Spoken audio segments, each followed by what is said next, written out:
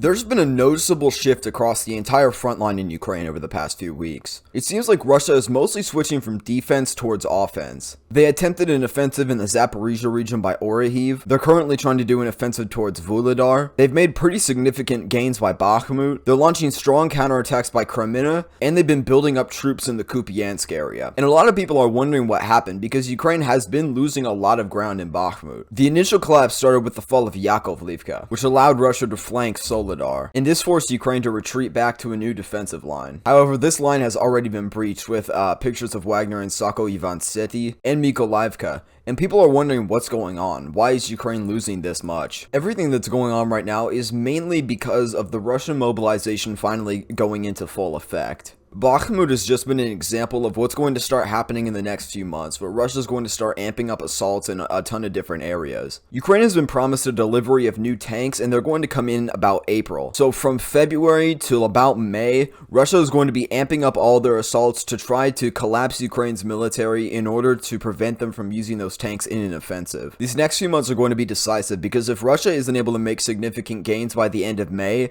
Ukraine can use their new weapons and resources to do a big counterattack, possibly in the Zaporizhia Oblast. However, if Russia is able to capture the 4 oblasts that they're focused on, they may be able to negotiate a peace deal before that happens. In this video, I'm going to be going over the defense of Bakhmut and what to expect next, the areas where the front's going to start moving the most and the least, and come up with an analysis if Ukraine is able to defend, because it is certainly within the realm of possibility. Looking at Bakhmut, the situation has gotten just worse and worse over the past 2 weeks or so. The front line back in October looked about like the blue line right here, but a breakthrough happened in the south when Russia took over the Mayorsk train station and moved into Kolomyichykha and Ozaryanivka. In October, they captured Vesela Dolina and Zaitseve. However, the front pretty much froze there. It stayed pretty constant, anchored around Brestove, Soledar, Bakhmutske, and down through the Donetsk Canal. However, it was really with the fall of Yakovlivka where stuff turned downhill, and Russia managed to do a big breakthrough in this area. Now, does this mean Russia's winning the war? No. I mean, if I zoom out, you can see how little percent of like this is compared to like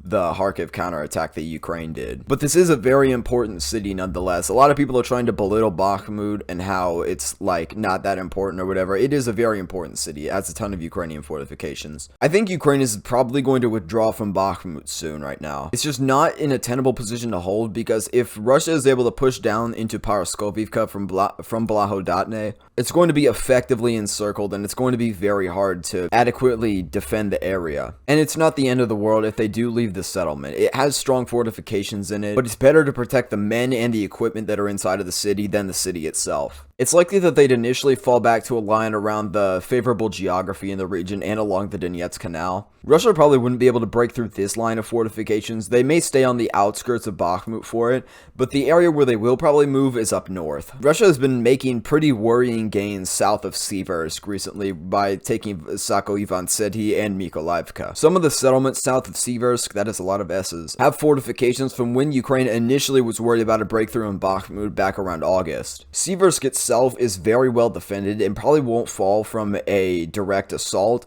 But the main thing that ties into this that is going to make that challenging is that Russia is trying to do a counterattack by Kreminna. Some of Ukraine and Russia's best troops are in Kreminna right now, and this is what both sides want. Ukraine wants to take over Kreminna right now, because that would open up the doors to Rubizhne and allow them to bypass the Svatove line from the back, and it would allow them to start unraveling it by basically going up and through it, and then potentially doing a bigger collapse into the North Luhansk Oblast. What Russia wants is to basically push the Ukrainians back up to the Zherebets River for now. If they're pushed back up to this red line, their artillery can't really threaten Kreminna, and their main stronghold in this entire region is pretty much safe. And what it does if they push back up to the Zherebets and Seversky Donetsk rivers, that starts to put Siversk inside of a pocket again, which it was similar to back before Ukraine did the Kharkiv counterattack. Their eventual goal is probably to combine the new offensive up by Kupiansk, which they're going to do probably sometime soon with the big troop build up there, and try to push back to the Oskil and Seversky Donetsk rivers and try to retake Liman. This is Russia's goal. They just want to reestablish a defensive line across favorable geography where they need less men to maintain it, and they can focus more of their manpower into the Donetsk Oblast, which they're trying to win. Now, is that going to happen? We're going to have to see.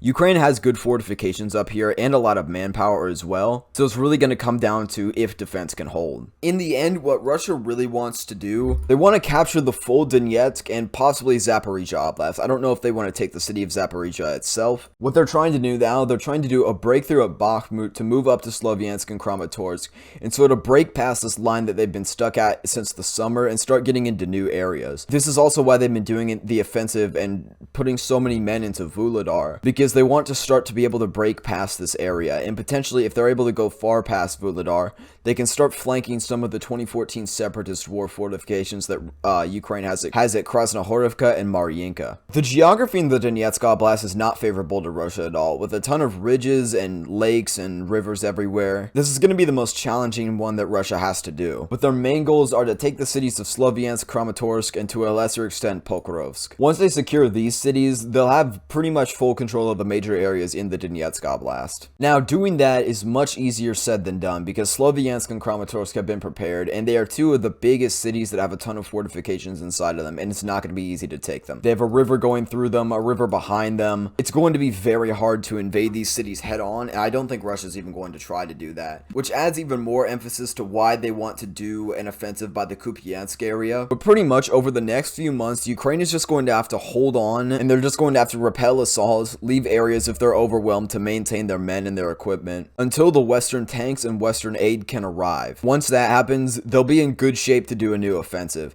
They just need to sort of grind down and bleed out Russia's troops and eventually do an offensive, and that's going to be tough. But right now, let's go over just the areas that are probably going to have the most changes and the least changes. Alright, let's just go clockwise.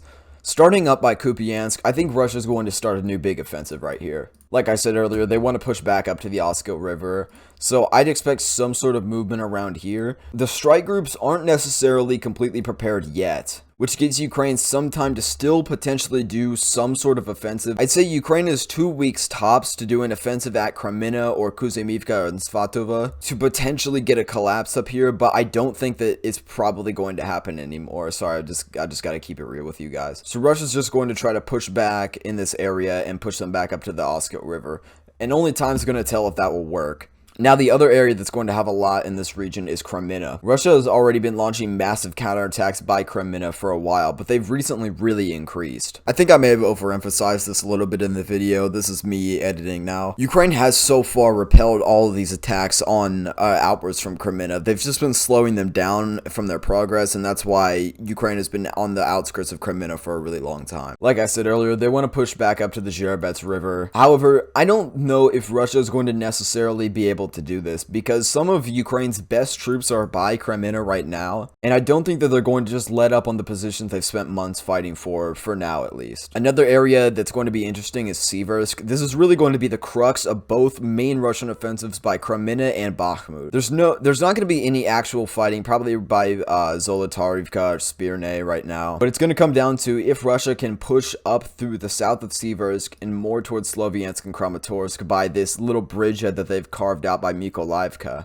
If that happens and they begin to push down from Kreminna, Siversk is going to be taken into a pretty uncomfortable pocket. And if they have to retreat from Siversk, that's going to effectively ruin the Kreminna offensive. Now, the main area where Russia is going to keep pushing is around the Bakhmut area. I'm not going to lie to you guys, I don't think the situation in Bakhmut is salvageable right now. With what Ukraine wants to do and basically conserve resources for a big counterattack, it's going to be really tough for Ukraine to effectively do a big counterattack and push them back or whatever. But that's just how war goes. Sometimes you need to leave areas and conserve stuff so you can hit harder later. I think Russia's going to try to push up to Zalynyansk and push past Bakhmut itself. I think a future line of control along the geography and around the Donetsk Canal right here is possible, and Russia's basically going to use Bakhmut as their keystone to expand their offensive outwards towards the major cities nearby. It's mostly going to come down to whether Sloviansk, Kramatorsk, Druzhivka, and Kostiantynivka can hold, because these are the major cities that Ukraine has been basing all of their logistics out of. It's going to be a domino effect, because if Russia pushes back up to the Seversky Donetsk River,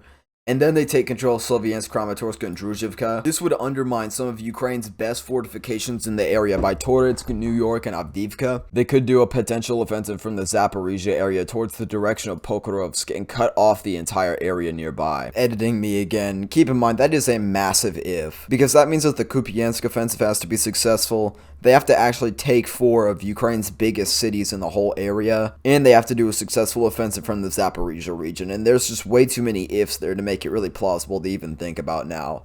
However, that's even a little optimistic for how fair I'm trying to be in this video. But it's mostly going to come down to these four cities: Sloviansk, Kramatorsk, Druzhivka, and Kostiantynivka. These are going to be the ones that are going to be the main keystones in the upcoming new wave of attacks. Now we're going to go into areas that are going to move the least. The Torets group is mostly going to stay safe because these towns have incredible fortifications and they're probably not going to be breached soon. The main areas where we may see some movement here are Novoselika, Druha, and Kamyanka, because Avdiivka is Ukraine's main fortified stronghold in this area, and Russia wants to sort of encircle it and cut it off so they can keep pushing further in. It's going to be tough, but this area is holding on pretty loosely, this northern group right up here. However, defense has been stable here for 5 months, and only if Russia starts packing in a whole ton of new troops will this area get messed up. Another area where you can expect little movement is Mariinka and Krasnohorivka.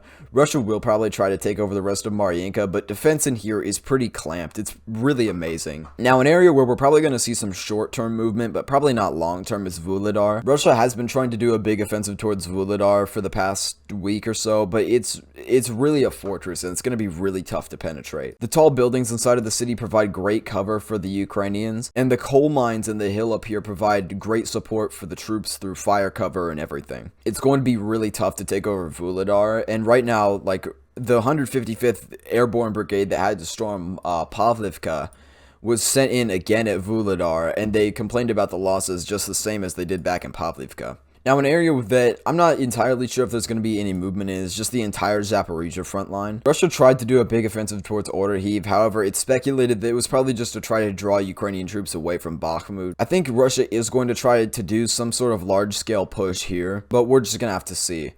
And that's sort of what I got for today. I haven't posted a whole ton of videos because I wanted to watch the long-term sort of effects of the Bakhmut situation and update every day. Like, oh, Russia captured this city. No, they captured this city. No. And I mean, like, I didn't want to, like, clickbait all that stuff. So, and basically, moral of the story, Ukraine is just going to have to hold out for the next 3 or 4 months, and then they can probably, and then they have the resources and proper training to launch a big counteroffensive. Alright, and that's what we got. See you guys later. I'd also recommend that you guys search in Reporting from Ukraine in the YouTube search bar and go to his YouTube channel and look at the video that he just posted now. He talks about the Bakhmut situation a bit more in detail and explains it a bit better in a bit more of like a reasonable way than I did in this video. Thank you to my channel members Gene Helfrich, Stig Grun, Butleresk, David Appel, Delo Mathatas, Phil Martin, Evie Fong, Robert Jenkins, Richard Quadri, Focus 100, Gaz B, Javette Witter, Russell Whiskey, Stephen Benz, Evan Shin, Mr. Walkman, Rye Jones, Chaspex, Smile Daydream,